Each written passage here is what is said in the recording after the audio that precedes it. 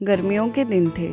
एक कौवा प्यास से बेहाल था और पानी की तलाश में यहाँ वहाँ भटक रहा था, किंतु कई जगहों पर भटकने के बाद भी उसे पानी नहीं मिला।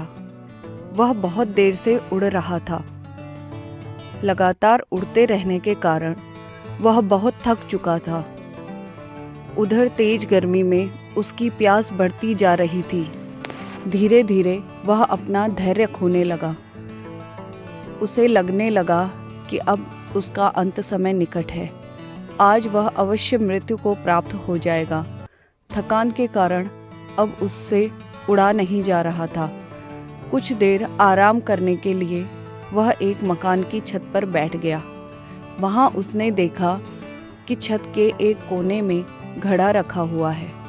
घड़े में पानी होने की आस में वह उड़कर घड़े के पास गया और उसके अंदर झांक कर देखा। कौवे ने देखा घड़े में पानी तो है, किंतु इतना नीचे है कि उसकी चोंच वहां तक नहीं पहुंच सकती थी। वह उदास हो गया। उसे समझ नहीं आ रहा था कि कैसे घड़े में रखे पानी तक पहुंचे।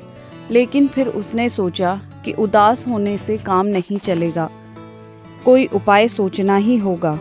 घड़े के ऊपर बैठे बैठे ही वह उपाय सोचने लगा। सोचते सोचते उसकी दृष्टि पास के पड़े कंकड़ों के ढेर पर पड़ी। फिर क्या था, कौवे के दिमाग की घंटी बज गई। उसे एक उपाय सूझ गया।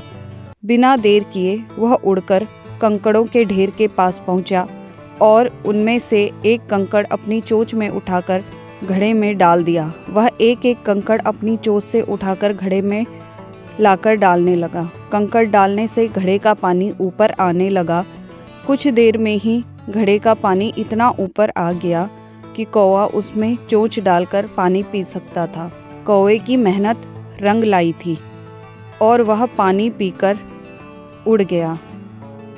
कहानी से सीख, चाहे समय कितना ही कठिन क्यों न हो, धैर्य से काम लेना चाहिए और उस कठिनाई से निकलने के लिए बुद्धि का प्रयोग करना चाहिए। धैर्य और बुद्धि से हर समस्या का निवारण संभव है।